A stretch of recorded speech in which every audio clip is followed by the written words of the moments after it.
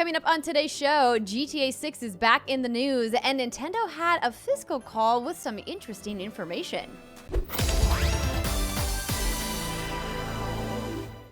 What's good, everybody, and welcome to another episode of the What's Good Games podcast, your source for video game news, commentary, analysis, and funny stuff every Friday. I'm one of your hosts, Andrea Renee, joined by Miss Riana Manuel Pena. What's good, Andrea? You know what I was realizing, Ree, is that I never asked you if you prefer to go by Mrs. now.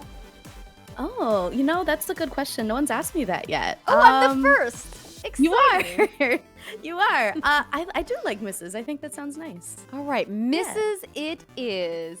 I realize it feels a little bit of an antiquated calling for people, the Ms., Miss, Ma'am thing, but I mean, it's still a formality that I like to use. So now that I have that check marked, I will try to make a mental note not to forget. We're glad that you are here, everybody. Thanks for joining us on the podcast today. Brittany is still out. We took a little What's Good Games break this past week. Riana, you traveled to Ohio and went to a wedding. I did. I went back home where I grew up in Cincinnati, and I got to see my best friend get married, which was absolutely wonderful. And I also got to introduce Danny to some more of my family back home. And most importantly, I got to have Grippo's potato chips again because it's been a very long time. Okay, so explain to me the hype about these potato chips. Okay, so they're barbecue chips, which, I'm always a fan of a barbecue chip. However, these have like this seasoning on them, and it starts off really sweet, and then it adds a little heat at the end. And you know me, I'm a little averse to spicy foods, but like It's about as far as I can take it, and I feel very brave and excited when I get to have them. I love it. Okay, So you can only get them in Ohio. Is that a thing? I mean, you can order them, but they're everywhere in Cincinnati. So it's one of those things I associate with going home, like Skyline Chili or UDF or Grater's Ice Cream, stuff like that. I know what you mean, because when I go home to Fargo, I always get a bag of Old Dutch dill pickle chips. And dill pickle flavored chips have kind of made their way to different parts of the country, but I still have trouble finding them regularly here in California. But Old Dutch is everywhere in the upper Midwest, and dill pickle is just one of my favorite flavors. So I know what you mean about the things that you eat when you're at home that remind you of home. Yeah, it's just that nostalgia. Plus, it does taste as good as I remember, which is always a relief because sometimes things don't hold up when you go back. I know what you mean. There's been some of the restaurants I used to frequent as a kid that I would go back to or bring John to whenever we would go home. And I'd be like, don't judge me on this. This isn't as good as I remember it being. My palate has definitely expanded since I left North Dakota. But enough about our vacations. We want to let you guys know that this week's episode is brought to you by ExpressVPN and Backbone, but I'll tell you about them in a little bit. And thank you to this month's Patreon producers, Chewy's Godson, Alex Rigopulos, Faris Attieh, Justin Foshee, Matthew Goderre, and Punkdefied. And thank you to everybody who is at patreon.com/whatsgoodgames supporting our voices in the video game space. And thank you to everybody who has been pumping those podcast reviews. There's so many of you, and I want you to know that we do take the time to read them, and I appreciate everybody who has, given us a few minutes of their time for a 5-star review. And we will go over some of those new ones with Britt when she is back next week.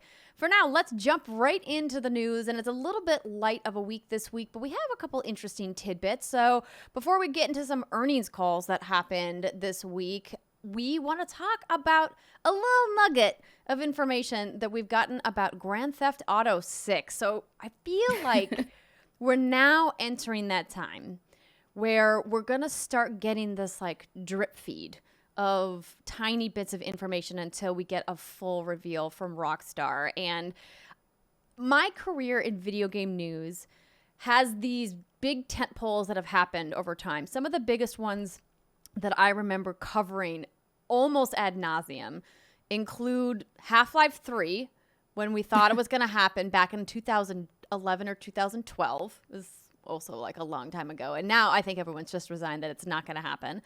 And then when Fallout 4 was being teased, everyone was all in a tizzy about like going into the mining of the data on all the websites and finding each tiny little scrap of information. Same with Elder Scrolls, same with the new console releases. Do you have any standout pieces of news that you're like, gosh, it felt like that news cycle just went on forever?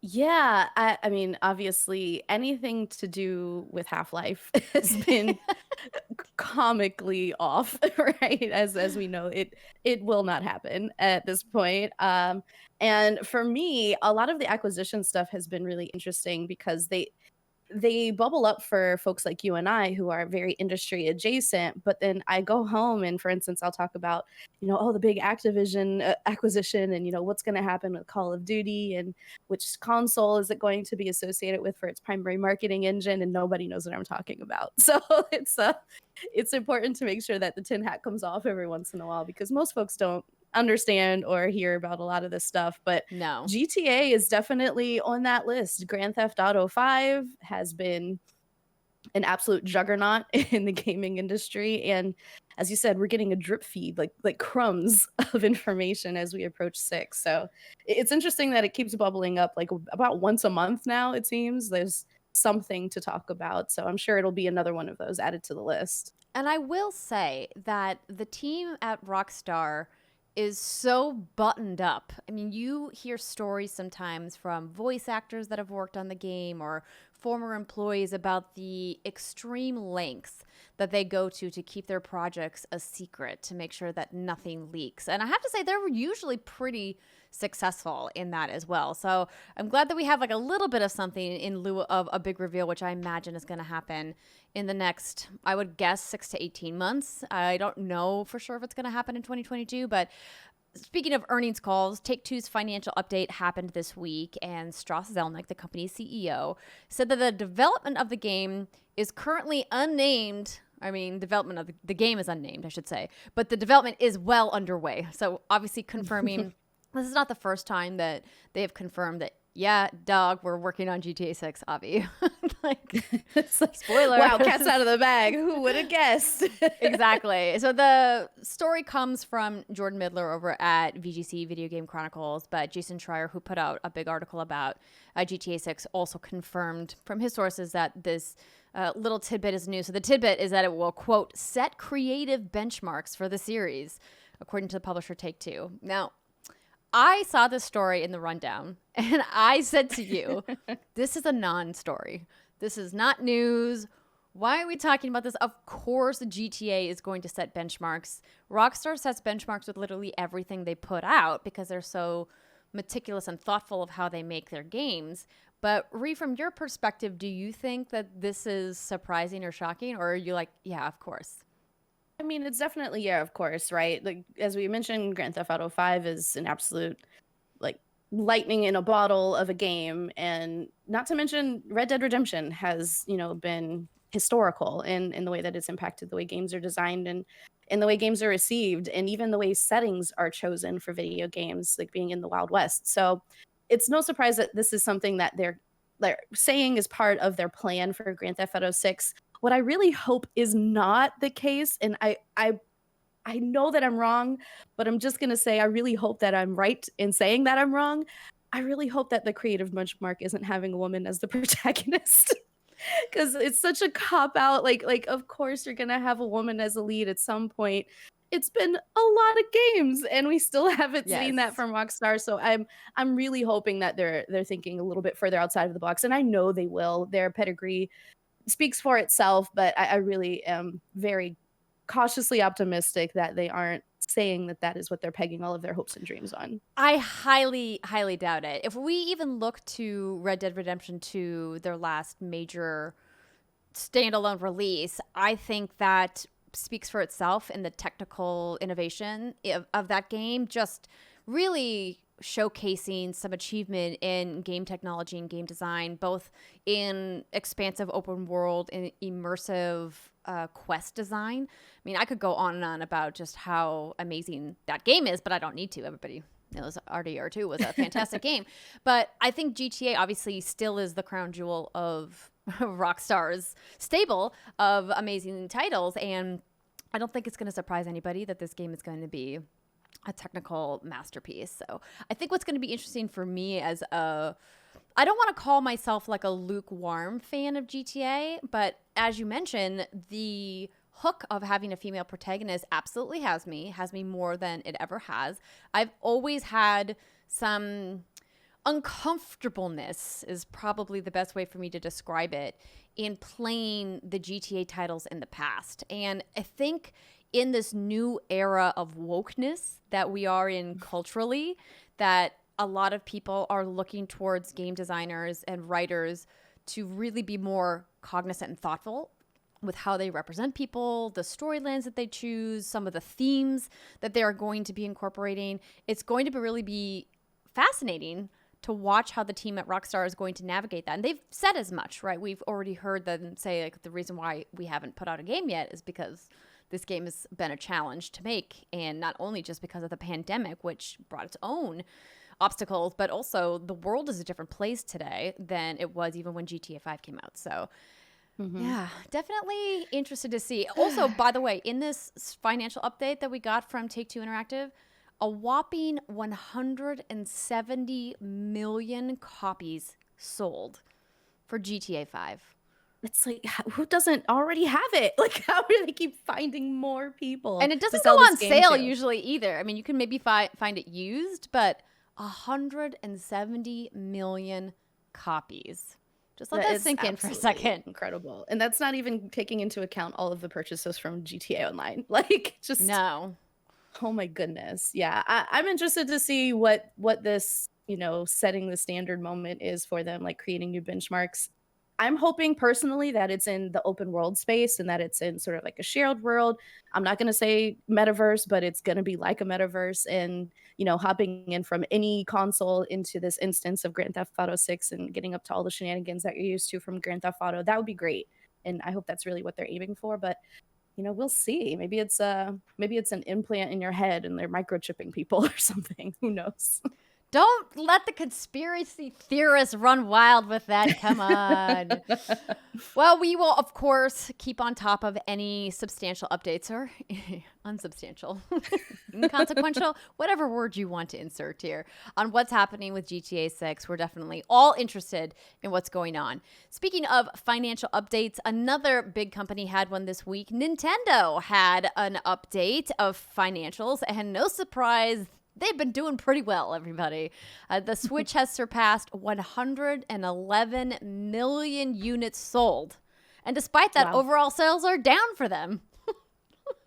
Amazing. Good job. Shout out to the Switch. It's such a great console. It really is. And I know that we like to lovingly poke fun at Nintendo here at What's Good Games. But of course, as Brittany has said many times, and I've said as well, it's all because we just love them so much that, we have to keep them honest.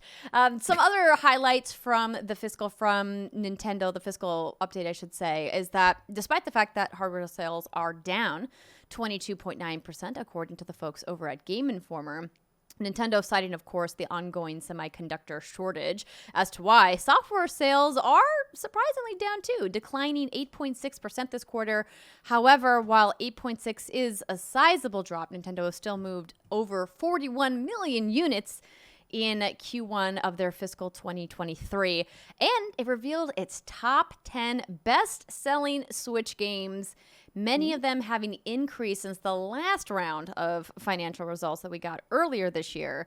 So as of June 2022, the top selling games hanging in there, not to be dethroned, Mario Kart 8 Deluxe just won't die. Everyone just keeps buying it, apparently. They did just release a new map, and it looks pretty cool. It's like this ice cream, like sugar plum fairyland. It's really cool. And Mario Kart is really good. It's still awesome. But they did that thing with the Nintendo online service as well, with like the classic packs that they release. I just, in my heart of hearts, am hoping that Nintendo will announce Mario Kart 9 eventually, someday, maybe.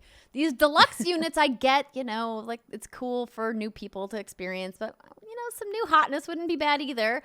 And then my Bay, Animal Crossing New Horizons, in number 2, sneezing at 40 million units. Super Smash Bros. Ultimate going strong with over 28 million units. Breath of the Wild, of course, 27 million. Pokemon Sword and Shield, 24 million. Super Mario Odyssey, 23.9 units. Super Mario Party, I'm actually kind of surprised that Super Mario Party is as high up on this list as it is. Over 18 million units. And then we got Pokemon Brilliant Diamond and Shining Pearl, Pokemon Let's Go Pikachu and Evo, or excuse me, EV. Oh, Evo happened this last week, by the way. We'll talk about that a little bit later. And then Ring Fit Adventure, 14.5 million. Yeah. I love fitness. Good job. Yeah, exactly. So, I mean, no surprise here for Pokemon and Mario titles dominating the list. And yeah, Brittany got had some thoughts about the Pokemon reveal last week. Oh yeah. And shout out to Brittany for giving us a little snack on the audio version of the podcast, for getting that in there. Again, as a reminder to people who watch at youtube.com/whatsgoodgames, if you missed it, because of the way that our out of town travel all lined up, I wasn't able to get Brittany's Pokemon thoughts in the video version of the podcast. So you do have to go to the audio version to get those from last week, but we'll rehash it all again next week. Oh my goodness. So what game, Rihanna, is missing for you on Switch that you're like, Nintendo, where is it? Where is the game that I need in my life on my Switch that is a Nintendo game? That is a Nintendo game. It's hard for me because I'm not as big of a Nintendo fan as I am just sort of like a casual Nintendo player. As far as this list goes, I'm honestly surprised that Switch Sports isn't anywhere near the top 10. And that is simply because it's a really good game and everybody should try it. If you have the Switch, just give it a shot. It's worth your time. As far as in general, what's not on the Switch, I just want more ports. Like I really love the Switch, and I have the Steam Deck, and I'll be giving some more detailed thoughts on it later in the show. However, the Switch is just such an incredible form factor. It's so easy to go from handheld into docked mode.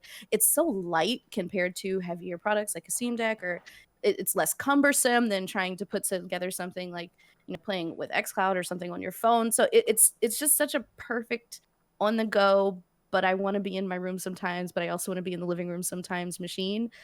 I want everything on the Switch. And that is obviously me being a video game console elitist at that point, but I would truly rebuy games infinitely if I could have it on all of the consoles, and especially on the Switch, because it's just one of my preferred ways to play. I've played so many hours of Hades on my Nintendo Switch, and I have contemplated buying it on other platforms so many times simply because I play on the other consoles occasionally, but I always go back to the Switch. Like it's just an easy thing to pick up and play. So honestly, Andrea, I want everything on it. I would love Apex to be better on it. What have you? I was going to ask, as somebody who plays Fortnite with me, have you tried Fortnite on the Switch?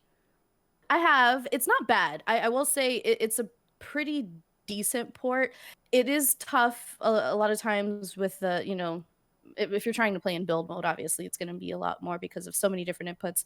And my hands just aren't as fast on the Switch controls.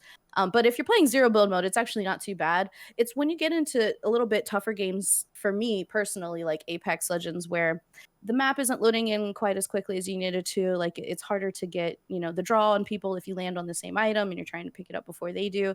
It's just tough to be at that competitive level, even docked, even plugged in with the Ethernet and Switch OLED. And so the hardware does sort of hit a technical ceiling, unfortunately. And I just want everything to be perfect on it, because if I could play God of War on my Switch, I probably would. Like it's just such a great way to move around in my environment and playing games. So I wish the fidelity was a little bit higher. But Switch Pro, we're still waiting, Nintendo. We know it's not going to be until 2023, but I'll buy it because, we all simp for Switch. Waiting. So. Yeah. We all simp for Nintendo. I'm absolutely buying everything they put out because it's great. It's just a great console. Yeah, and I'm glad it's doing well. I'm just going to reiterate that I'm waiting for Super Mario Galaxy 3. Whenever you want to make that, Nintendo, I will buy it on my Switch. Or, if you want to put out more content for Animal Crossing, even though I've heard that it's not going to happen, I'd go back. I'd buy a new Luigi's Mansion. I'd kill those cockroaches on my island and dust it off and head back. Speaking of Nintendo, not only did they have a fiscal update this week, but there was a giant Splatoon 3 Nintendo Direct that happened. And just a full disclaimer that no one at What's Good Games is a diehard Splatoon player. I dabbled. Brittany dabbled. Would you say that you've dabbled, or are you just like I haven't messed around with Splatoon at all? Maybe like 3 games. I've not even dabbled. I'd say I dabbed. You It wasn't a full dabble. The dab. Oh, remember when that was really popular and everyone loved doing it? And now when you dab, everyone's like, oh, you're one of those? Yeah, well, maybe planking will come back and then dabs will happen after that. Oh my gosh. Planking, that was legit like 12 years ago, almost 13 years ago, planking. My goodness. Why are we talking about planking? Anyway, got a little sidetracked about that. So we're talking about Splatoon 3. So we're not going to run down all of the announcements about what happened.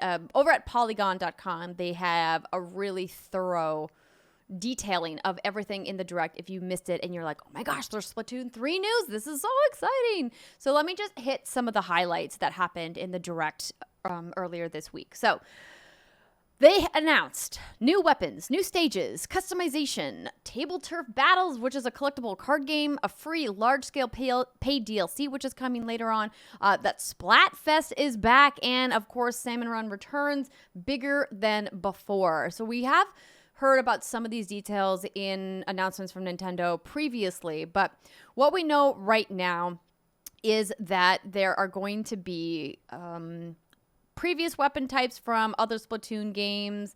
So if you guys are into stuff like, what's one of the weapons that I always use? Of course, I can't think of it in the moment. But so let me just talk about the 2 new games.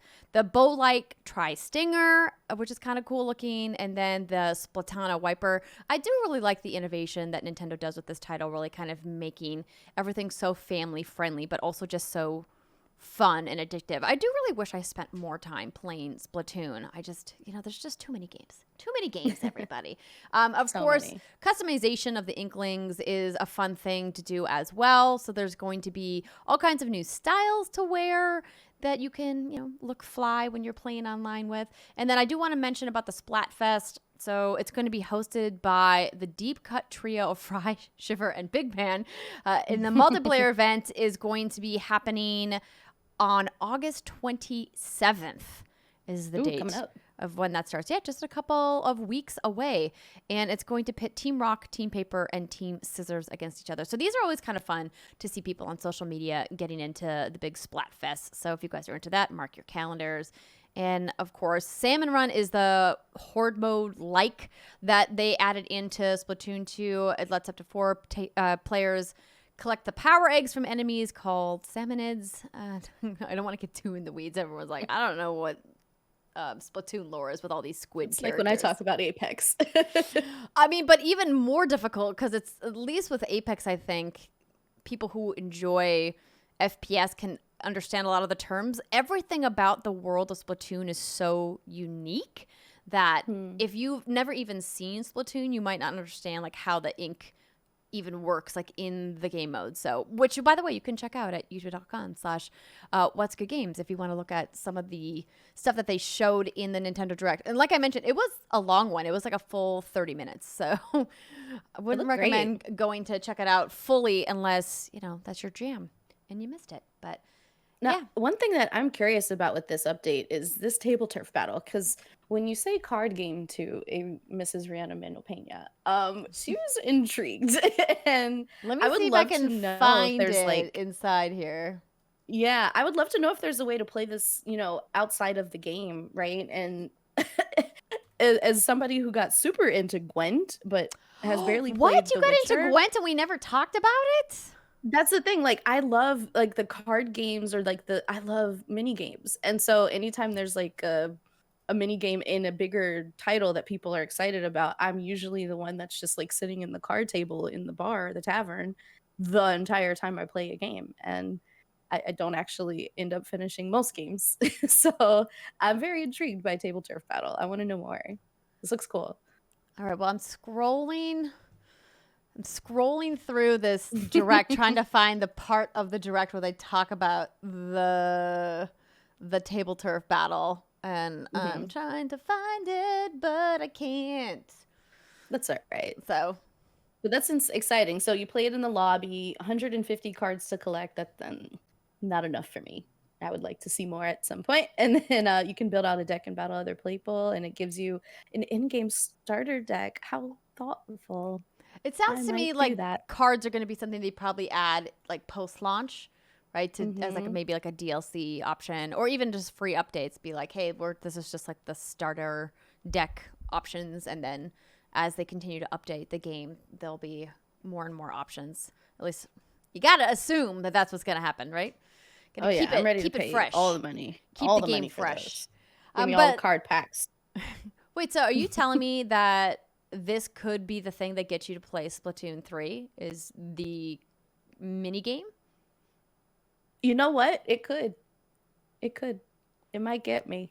We'll have to see. I think you'll have more fun with Splatoon than you think you would. Let's play. Let's make a date to play Splatoon 3 when it comes out. And then you can show me how to play the mini game, because card games I've never really been that good at. Just absolutely fully admitting it in front of the world right now. Andrea Renee, not very good at deck building games. All right. Let's keep moving on. We have a couple more pieces of news.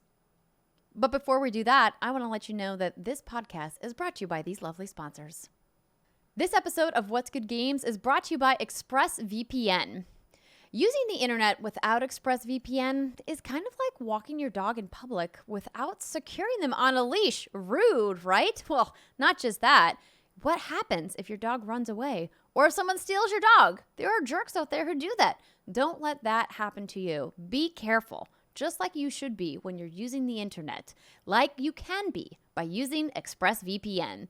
So every time you connect to an unencrypted network, and listen, we do it all the time without even realizing it because your phone just auto-connects to Wi-Fi unless you tell it not to. You could be in a coffee shop, in a hotel lobby, airports, you name it. Your online data that's being transmitted, it's not secured. And while it may seem completely safe for you to send your bank password at Starbucks, is it? Is it really safe? How do you really know? Any hacker on the same network as you can gain access and steal your personal data. But ExpressVPN creates a secure, encrypted tunnel between your device and the internet, so your data stays secure. It'd take a hacker with a supercomputer over 1 billion years to get past ExpressVPN's encryption. Now, I know that number sounds like an exaggeration, but it's pretty complex math over there, and it's definitely beyond my pay grade. I don't know how their algorithms work. Is it an algorithm? Who knows? ExpressVPN works on all of your devices, which is the important thing to remember, whether it's your phone, your laptop, or even on your smart TV. And it's super easy to use. You just fire up the app and click one button to get protected. I was out shopping recently when I remembered that I needed to check to see if some of my credit card bills got paid on time, but I didn't want to just be sending my credit card website passwords over the Wi-Fi at the mall, right? Like, that's not safe. So I opened up my ExpressVPN app on my phone, hit the big connect button, and I was good to go. Don't risk your important data, you guys. Secure your connections today by going to expressvpn.com/whatsgoodgames. You guys can get an extra 3 months of ExpressVPN for free by using our link, expressvpn.com/whatsgoodgames. That's expressvpn.com/whatsgoodgames. This episode of What's Good Games is also brought to you by Backbone. With the busyness of life, sometimes it's just go, go, go, leaving you no time to sit back and play your favorite video games like we lament all the time on this show. I blame the babies. But with Backbone, we can take our gaming world with us no matter where we go. You can level up your game at home as well or on the go with Backbone, the universal gaming essential that lets you instantly play hundreds of consoles on your iPhone, no console required. So Backbone is the newest game-changing essential that's going to transform your iPhone into a handheld console so that you can play anywhere, anytime. Simply plug in your iPhone to your Backbone and enjoy console-quality controls with responsive buttons and triggers, clickable analog sticks, and more as you play Xbox games, PlayStation, PC, and even App Store games. I talk about all the time about how I love Apple Arcade's offering, and the Backbone makes playing some of those games such a joy. And if you guys don't own a console, it's not a big deal because you can stream hundreds of games on your Backbone. Games like FIFA or the upcoming Madden, which is out in just a couple of weeks, or maybe you're more of an Apex player like Rihanna is, or you're like me and you've mostly just been using it as a Diablo machine. speaking of Diablo, Backbone is the official partner of Diablo Immortal, and not only is that game specifically optimized for Backbone, as I've talked about before, but you're also going to receive $10 of perks to use in the game, and this is in addition to everything else that Backbone is currently offering, which, you guys, includes free access to over 350 console games, 1 month of free Xbox Game Pass Ultimate, 1 month of free Apple Arcade, 2 months of free Google Stadia Pro, and 3 months of free Discord Nitro. That is a lot of free stuff. And this is just for a limited time, and it's when you use our link. That's playbackbone.com/whatsgood. If you want to help out the show and get lots of free stuff and start playing games on the go, you have to go to playbackbone.com/whatsgood. The next story is all about football. Are you a football fan, Rhea? I don't think we've ever talked about football or watched football together. Yeah, I'm a casual football fan. I grew up in Ohio, so Cincinnati didn't really have much for me. However, most of the Bengal people in my shade. family, I guess technically we watched Super Bowl together, which they were in. yes, they were. Most of my family and friends back home were Steelers fans, and then I went to Pitt, Interesting. and they, won 6 Super Bowls. So I would say I'm a Steelers fan if I'm anything. I mean, why not go with the winning team? That seems Yeah. like the right thing to do.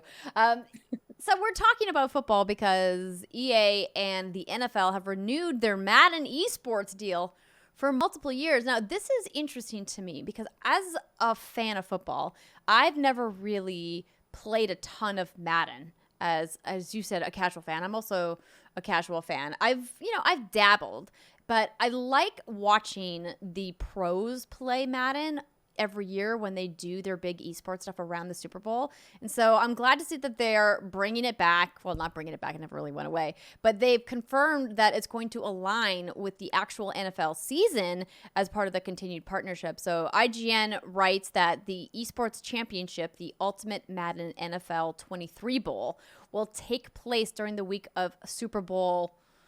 Oh my gosh, Roman numerals. I should know which Super Bowl this is. LVII. The next one. It's going to be during the week of the next Super Bowl, whatever that one is. The finals include a prize pool of $1 million, in addition to another $700,000 available throughout the season. And of course, Madden 23 is just a couple weeks away, or a week away, 10 days, 9 days, roughly, depending on when you're listening to the podcast, from its release. That means exhibition games are about to begin. Football season's almost here. Exciting times. Yeah, I mostly just like it as an excuse to drink beer and eat wings on the weekend. Oh yeah, it's the junk food pastime, right? Like there's only so many things you can do where you're allowed to eat like little hot dogs and chicken wings and pretzels and have all of the beer and maybe alcoholic popsicles and like no guilt, like zero. Just like gorge yourself on chips and dip for 3 hours straight and just talk shit with your friends. It's perfect. Now I want all of these things. Food. Hungry. Oh, little wieners. Food. They're so good. They are. They definitely are like a quintessential football food. Remember the first time Dipped I in a made little them? Mustard. Oh, your mustard? See, I'm a barbecue sauce person with the little hot dogs. You know what? I'm not mad at both. I like a good combo. Or cheese sauce, also delicious. Ooh, I haven't had little weenies and cheese sauce. Well, it feels like we're going to have to put a little weenie buffet together over at the What's Good Game studio. Maybe we can entice Brittany to fly down with her very ugly blue and green gear. That's right, Britt. I said it. Oh. Come fight me. Come fight me. I did also live in Seattle, you know. You said nothing about being a Seahawks fan. Well, because he literally... Why did they throw it? Why did they throw it, Andrea? That's what I don't understand. You know, I'm sorry. We could go back and forth about some very particular moments that our teams have, embarrassed us. Yeah. But we won't, because my team is, had not had a win in a while. So it'll take me a long time to run through them all. Anyway, that's back. Esports. That's football. That's a good way to end that chapter. Esports.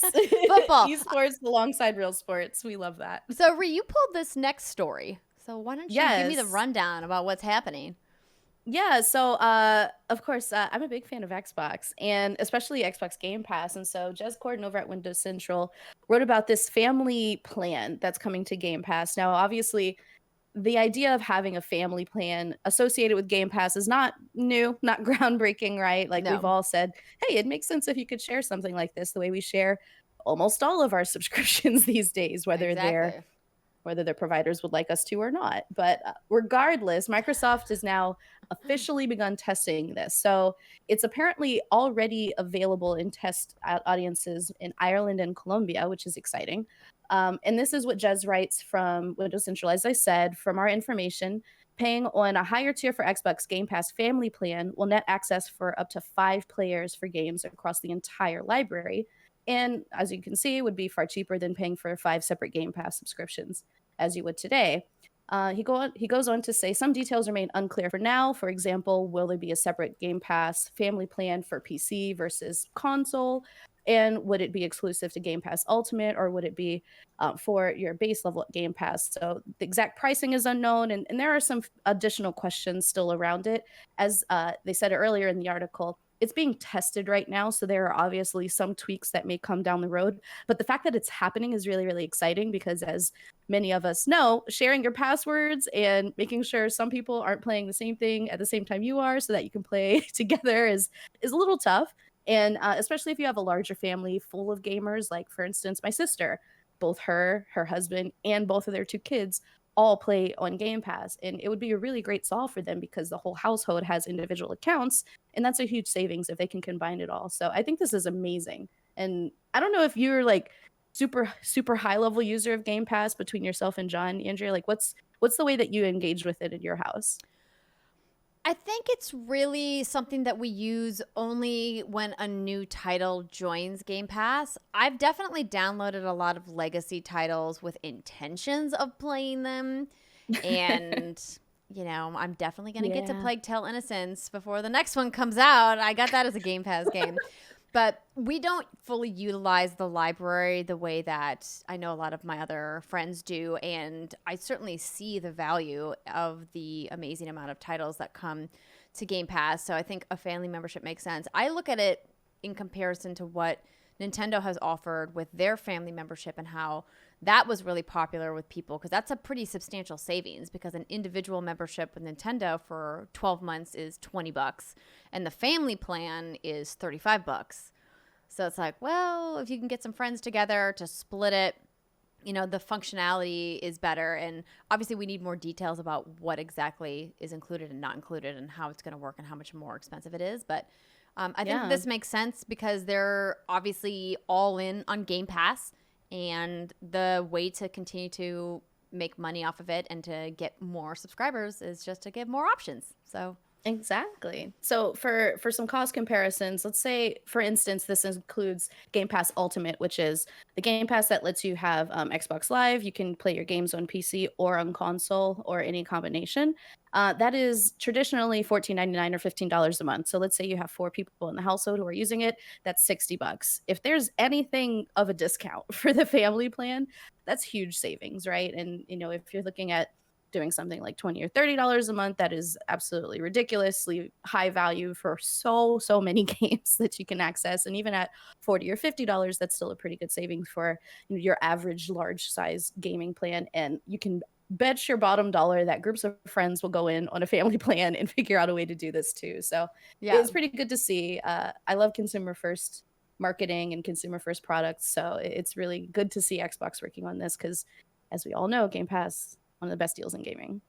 definitely. I think in order for it to make sense, they have to price it pretty aggressively, because I would imagine that most people who are in the same household don't necessarily need multiple Game Pass accounts unless they're playing a multiplayer game specifically through Game Pass. And there hasn't been a ton of those that are ongoing. There's been some, even like Outriders, right, that came into Game Pass that would have been great on a family membership for people to be able to play together. But most of the games that continue to be popular in the multiplayer arena are independent of Game Pass or don't require a Game Pass subscription. So it's going to be curious to see how they price it out. And speaking of multiplayer games, MultiVersus is in its beta, and apparently it's pretty popular with over 10 million players, and the game has not even launched yet. So I have a code for this. Thank you to Warner Brothers for sending that over, and it's on my to-do list to check it out. Of course, if you guys forgot about MultiVersus, it is the Smash Bros-like platformer that has all kinds of different characters from the Warner Brothers universe in it, and apparently it's pretty cool. It looks pretty awesome. I gotta say, I'm interested to see how this takes off and see who gets interested in it. Maybe we'll try some matches together. Maybe not. We'll see how skilled we can get. We may have to get our practice on. We can do it for funsies. I have been very open that I am not good at these style of games. And Rihanna, when we played Lego Brawl at Summer Game Fest Playdays, you got to witness just how not good at these style of platforming fighters I actually am. I had the opportunity to play against Emily and Gerard from the team over at G4, X-Play, I should say.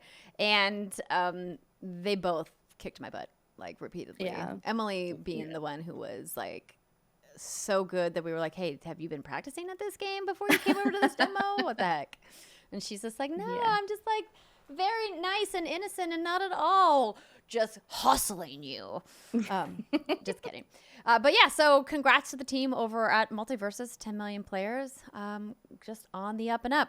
We have a couple quick in case you missed it here. The Pokemon Center in London as a pop-up store that's happening, and it's now taking reservations. If Brittany was here, I would suggest road trip. We need another UK What's Good meetup. Could be fun. That sounds like a lot of fun. Yeah, all of our London folks, if anybody makes it over there, let us know what it's like. It sounds really cool.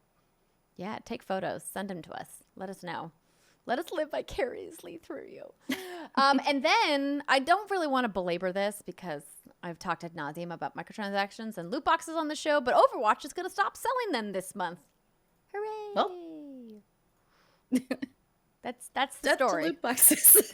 Death to loot boxes. The last chance to purchase them. So I guess if you are very into the loot boxes in Overwatch and you want them, now is the time. Maybe there's some stuff that's locked to the loot boxes skin-wise that you have yet to get and you want to get it and you don't know when or if it's going to come to the store. Now's your chance to give them more of your money if you so choose.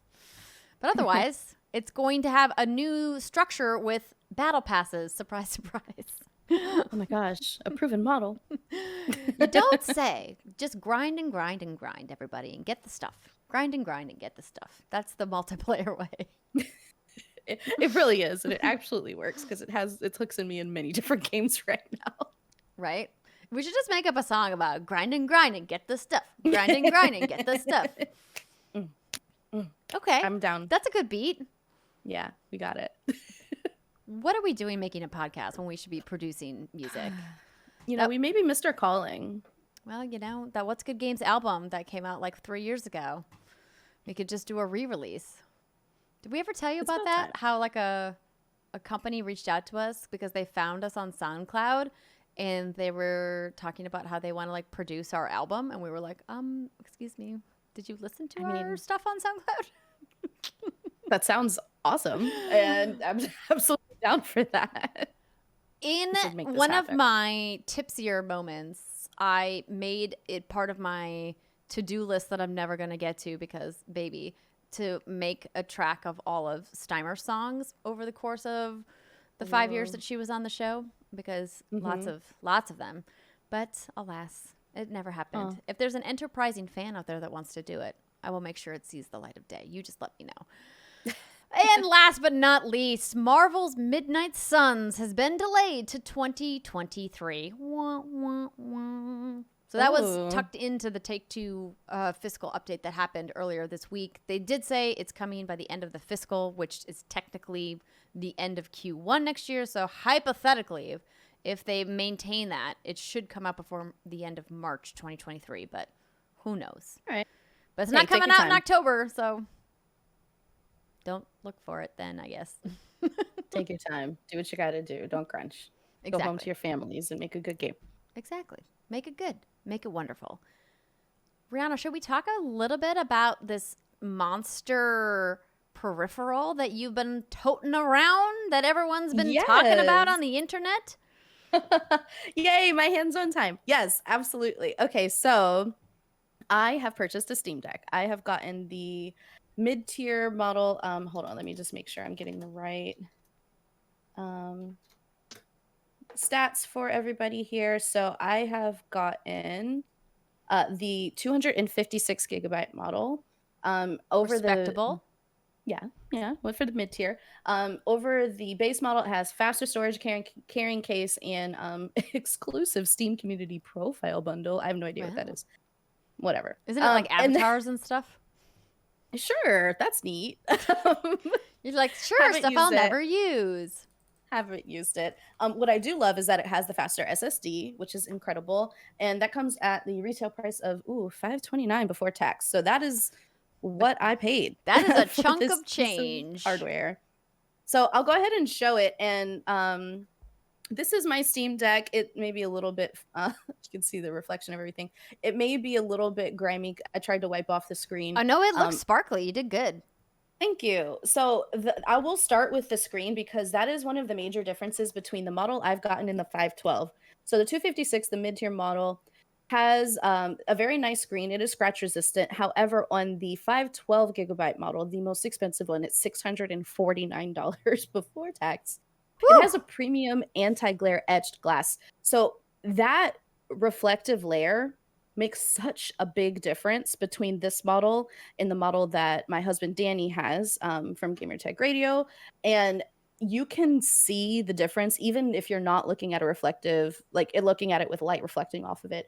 It has like sort of like a polished quality to it that makes it so that you do not have any sort of light that gets in your way or bounces into your vision spectrum while you're trying to play either inside or outside. So I encourage you to take a look at any videos that Danny has put up or any videos that any other creators have put up of the more expensive model, the top tier. If you know you'll be playing a lot outside or in public, people are going to really have a problem with this reflective surface if they're going to be playing with any large amount of light that's not simply indoors. So I will say that it is a big, huge caveat because I know this is a lot of money. It's more than $100 difference, but it does truly change your play experience. Other things that come with this is this case. It has a travel case. It's pretty nice. Has the little insert there for you to cushion your Steam Deck. It also comes with a little slot here for your charger, which is pretty convenient. This is just an elastic strap that holds the charger in, and a little handle. There's enough room above the Steam Deck once it's in here to maybe put maybe a little headset, like if you use earbuds or something, but you really don't want to put much here, maybe an SD card at most, because it will crush or put pressure on your screen once it's closed. So you want to be careful about that. So you probably don't want to put anything there, right? I would say be very careful. I mean, my earbuds are, thin enough that it doesn't even really touch it. But if it's anything with a hard surface or anything that's potentially going to scratch the screen, you want to be very careful, or at the very least lay a protective layer over the screen, which the top tier does come with. It comes with the screen protector. So that's all of the stuff on the outside. When you get to actually holding this thing, it is, I would say it's twice as heavy as a Switch. And maybe I'm not even giving it enough credit. It may be 3 times as heavy. I should probably look it up, but if I'll look it up for you. Yeah, and I put a call out on Twitter to see if anybody had any specific questions, and Cream Cheese G asked, is it heavy on the hands and can you play all games from Steam? The first question, can you play all games? No. There are some games that are specifically optimized for the Steam Deck, meaning they are set up so that you can play with these onboard controls, and that includes the 2 touchpads, which are sensitive, where you can actually have haptic feedback. I can feel my finger moving around on this in the rumble of the actual machine. Same with this one. You have your 2 joysticks, and then you have your XYAB over here, your D-pad over on this left side, and it does feel pretty comfortable switching from an offset stick layout, which you have, with Xbox controller, for instance, to this one that's a little bit more symmetrical. As you can see, I have Vampire Survivors loaded up right there. But it does feel pretty good. And it does also come with 4 back buttons. So you can customize these in your in-game menu and per game tell the Steam Deck what you want each of these buttons to do. So that's actually really convenient. You, of course, have your bumpers and triggers on the top, your volume over here, power, and then your USB charging, and then your little 3.5 millimeter headphone jack. So all the buttons are pretty standard to what you would have on like a Pro controller, with the exception of these touch sensitive pads. And they're pretty cool because you can use either the touch pads or the joysticks to navigate around most games. So if I go to the store, you will see that there are lots of games here that you can play on the Steam Deck. And there's also ones here that say it is Steam Deck optimized or are great on Steam Deck. But there are some games that aren't necessarily completely tested and proven to work on this handheld mode that will still play. And I'll give you an example because I've actually modded my Steam Deck to go to xCloud. And this is not a surprise if you know me. I am really big fan of Xbox. And I, of course, had to go through some dev steps in the back end. You can put this in desktop mode, and it is a Linux machine, so you can code some things in the back end. But it has xCloud gaming now functional. I don't know if you can see that, to the point where I actually just go to a web browser and then I can play all of my Xbox games through this browser.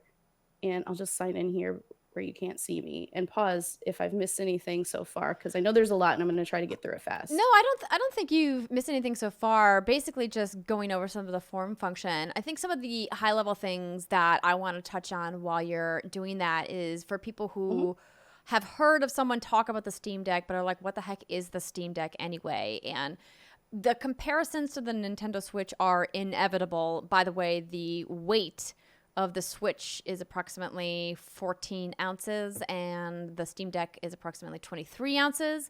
So, a sizable difference between them, not quite double, but close. And the real difference, of course, between them outside of the price is the power, because the Steam Deck is truly a small mini PC, whereas the Nintendo Switch is a closed ecosystem designed to run Nintendo Switch only games. And you've already mentioned that you've modded your Steam Deck to be able to do some stuff that it can't do just out of the box. And it's also known as a system that is very open in that sense, that developers can come in and kind of tinker with it, and that's by design. So the price, I think, is something to be mindful of when talking about, like, what is this system? Who is this system for? I would be curious to know from people who also have Steam Decks that are listening to the show, maybe write to us, tweet to us at what'sgood_games, or send us an email, write to us on Patreon, about what you use your Steam Deck for that isn't video games. Because to me, that's really where the price point comes in. Like, that's why it costs more, because it's not just a gaming machine, even though there are clearly plenty of people out there that have no problem paying that price just for it to be a handheld gaming machine. But it can do more. And I think even just the idea of having browser functionality makes it more alluring. Now, could the Nintendo Switch have a browser? Sure could. The Nintendo 3DS freaking had one. I don't know why the Nintendo Switch still doesn't have a browser functionality yet. Nintendo, fix it, please. But there's clearly a lot more processing power, so the sheer amount of games you can play is much bigger as well. Absolutely. And I'll just give a quick look because I don't want to get too much into like my Xbox library, but you can see that is xCloud running on the Steam Deck, and it runs very smoothly. As I said, I have customized my controls when I play Fortnite, for instance, to run as the same as my Pro controller on Xbox. It's smooth as butter. And if I'm sitting and I have this plugged in to power, the battery life is fine. The Wi-Fi connection at my house is really, really strong. I have barely any input lag. If I plug a controller in, it's a little bit of a lag. And if I go with a Bluetooth controller connection, of course, it's going to be a little bit less responsive. But using the onboard controls, it is smooth as butter. I can't recommend that enough. I will say battery life and I've learned this now taking this on 4 different flights. I did lots of testing over the last week. Battery life is not so great on the high demand games. So if you're playing something like even like Stray, for instance, or Apex Legends, or something a little bit more demanding like a God of War, it is going to drain that battery. You would have, I would say, maybe 2 hours on medium settings. You can, of course, lower the graphical fidelity to reduce the demand on the machine, but it is going to get hot and it is going to drain. And that is another thing that I will say is a call out, is that you really do want to be near a power source if you're going to play this for any length of time on a high demand game. Now, I played a lot of games like Vampire Survivors, for instance, which did not require much. And I was able to get through pretty much all of my flights, which were about 2.5, 3 hours, without having to plug the console in until I got to my destination or to my layover. So I will call that out. Battery life is definitely a consideration. This is not something that you can use as long as you can use a Switch.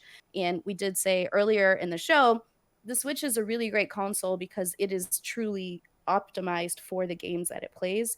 Steam Deck is a little bit more open. As you mentioned, Andrea, it is a Linux machine. You can do all kinds of stuff that it isn't necessarily designed to do out of the box, but it does come at a cost. So there is a trade-off there.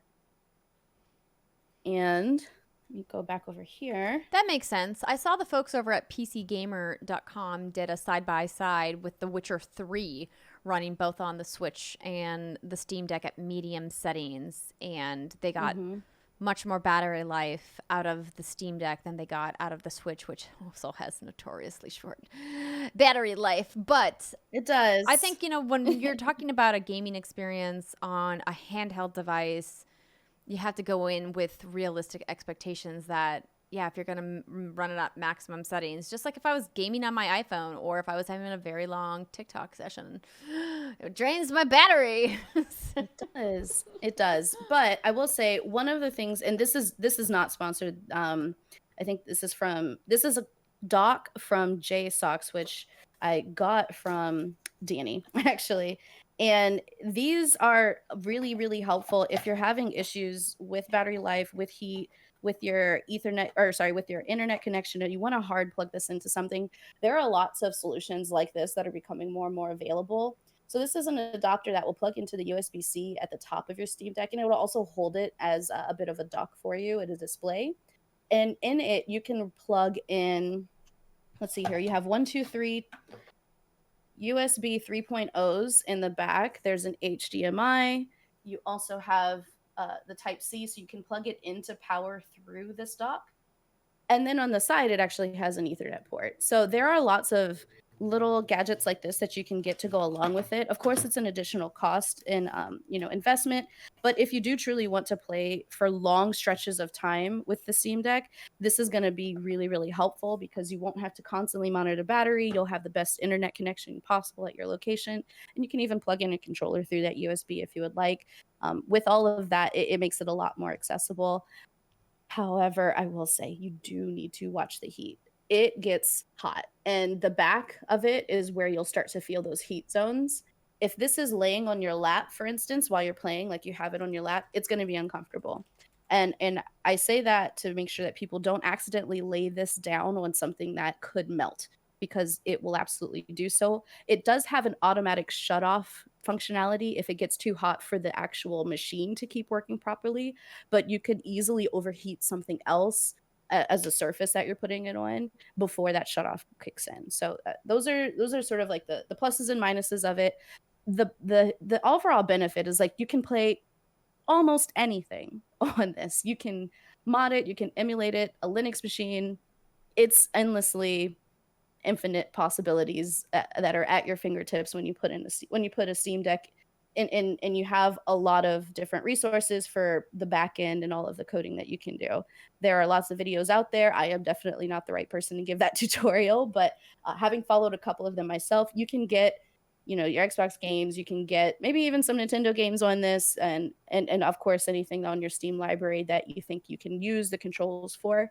All of it is playable on the Steam Deck.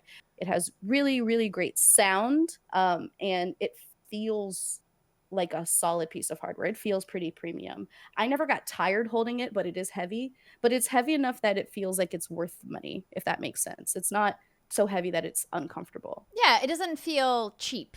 It feels like the components are quality. I got to hold Danny's unit that he got the highest level one. And the 512. It felt very like weighty, very substantial. That's my concern, though, is that I have these itty bitty hands, and long gaming sessions with my Switch can even sometimes be challenging. But I'm curious about this. I don't think that it makes sense for the amount of PC games I play, but part of me is like, would this get me to play more stuff on Steam that I opt out of playing because I have to come out here to my studio desk, and whenever I'm out here, I instantly start working, and it takes all the fun out of playing the games that I came out here to play. Instead, I start working, doing emails and whatnot. And that's the exact use case for me. I don't like sitting at my desk when I'm not working, and the Steam Deck has opened up an entire library of games that I have been ignoring for a while. And even some things that I could play on other consoles, it's just a great way to play. Like, it is high fidelity. It's going to look great. It's going to sound great. It's going to feel great. It is a huge threshold to get in on Steam Deck, but I would say it's absolutely worth it, especially for folks like me who don't have a gaming PC. This is my gaming PC, and I'm really happy with it so far. That's excellent. I think this is something that I'm going to maybe put on my radar for 2023, because if you are in the queue for a Steam Deck and you don't have it yet, I know you're probably pretty frustrated out there, but they gave a production update just a couple weeks ago saying that they're going to be able to offload more new units to people who are in the queue than they thought. And so hopefully they can free that up for people to be able to get their reservations. But that if you start to get into the queue now, then it's almost certain that you won't get it until Q1 next year. So I'm like, I can wait. Put it on the Christmas list. You can get it eventually. Right. Give me a reservation, honey, for a device that will probably end up in a drawer somewhere. Just being realistic, okay? I'm just being honest. But thank you so much for the deep dive into the Steam Deck, and hopefully you can keep us posted on what you're playing on it and kind of what your updated thoughts are. Maybe we can do a revisit in a month or two after you've had a longer time with it, to be like, are you still using it all the time, or is it in a drawer somewhere? I will say it has been my most used since I've been back home so far. Okay. It's stepped in front of the Series S, so we'll see how it goes. Well. I'm gonna keep eyes on it, though. I fully believe that the Series S is gonna be creeping, being like, "Hey, girl." I don't know. Apex was pretty good on this. But no, we'll see. We'll see. I've been playing a lot of that Steam backlog, and it's got me right now. But we'll see how it shakes out. We'll check in another month. But in the meantime, send me questions. Let me know what you want me to test out on it. I'm willing to try anything on this machine. It's kept its paces so far. Excellent. Well, you did mention Vampire Survivors. Have you played enough that you want to talk about it today, or do you want to hold your thoughts, or how you feeling? I have so many thoughts on Vampire Survivors. So, okay. First off, it is like $3. So if you have the ability to play a Steam game, you should play Vampire Survivors. Even if you don't like bullet hells, even if you don't like roguelikes, even if you don't like RPGs, you would probably want to give Vampire Survivors a try, because I guarantee you there's something in it that you're going to enjoy. So the way it's so weird to describe. The way it works is you choose a hero and you run into an environment. Load into an environment rather, and it's sort of like an endless runner where enemies are coming at you in waves from all directions at all times, and all you do is aim. You don't shoot, you don't have any sort of potions, you don't have any specific like button impress that you have to do. You literally just aim. And as you gather gems from defeated enemies, as you're shooting them by aiming at them, you will pick up gems that will help you level up. And as you level up, you get to add weapons to your automatic fire arsenal. So it is Very, very simple to get into. It's another game that I'm probably going to recommend to my mom if I can figure out how to get her playing on a Steam. And it gets so complicated in the depth of gameplay because of the choices you're making. So there's a very straightforward strategy of like, okay, I have one weapon type. Maybe I, keep upgrading that. And then anytime I level up from there, I'm going to just add like regain my health every 2 seconds or something like that. And you could go really straightforward, or you can diversify and choose different types of weapons. So maybe I start with a whip and then I add a Bible that circles me and wipes out enemies every couple of seconds, and then it goes away and it comes back. And then maybe I want to add a magic wand that shoots out at the nearest enemy and it comes back every few seconds. And I want to diversify the types of things I am adding to my automatic fire arsenal. And then also like speccing into healing and stuff like that as I gain levels in this bullet hell, right? At a certain point, once you have sort of mastered the way that you like to move around and like the frequency with which you like to fire things at people versus heal or whatever, you are literally surrounded by so many mods that like you can't even see your own character. You're just surviving and you're just like this unstoppable force in the middle of like this sea of enemies, and it is so satisfying that I can't describe like how much fun I had. And my flights where I was playing this game went by like that. Like I truly did not even realize how much time I had spent, because after 30 minutes of a game, you are automatically hunted down by the Grim Reaper, and most likely it's going to kill you instantly. So you can time these matches out pretty easily to pass specific chunks of time, and you're going to enjoy every moment of it. Like you're learning new like layouts, like new builds and specs. You do unlock new heroes that have different base level attributes that are helping you get through these environments.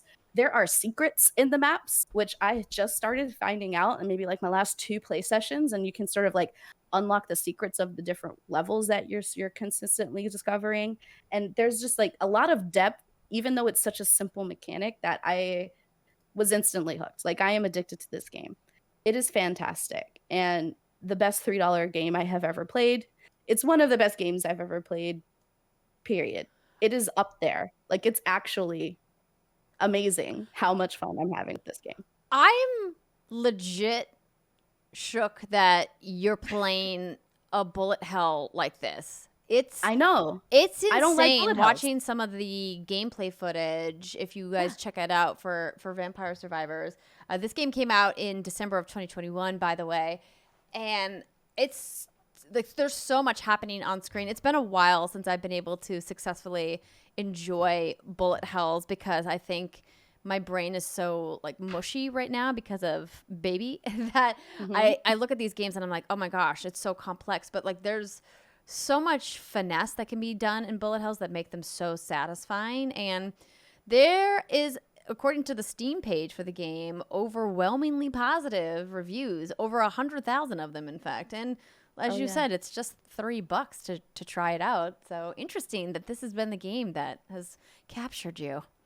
It has. It's definitely a surprise to me as well. I do not like bullet hells. I'm not the hugest fan of roguelites, Hades being the one exception. And it's all of those things, but I really can't stop playing it. And I do think it's the amount of time that it forces you to stop a session that really does help. Like you cannot spend more than 30 minutes on one playthrough, and you will get to the point where you're consistently getting to the end once you've unlocked enough base level stats that follow you from character to character and session to session. However, I played it for like 3 hours straight and didn't even realize that the fight was over. So wow. Yeah. Excellent. Well, I'm glad that you're having a great time. I am. What a wonderful use of your $600 machine to play a $3 video game. Well, that's the funny bit about the Steam Deck, though, right? It's like the most expensive indie machine. But I think it's awesome, though, if it exposes you to games that you maybe would have overlooked or never even heard of or found. Yeah. And that's the tough part, I think, for people like us that are primarily console players, is that we just don't spend enough time in the depths of the Steam store to really find some of these gems. And I think it's awesome that the Steam Deck is allowing you to do that. Yeah, the other thing I will say that's really great about it is if I were to play this on my PC, the first instinct would be to play with WASD controls, right? I'm not good at them. I'm just not. It's just not my jam, not my skill set.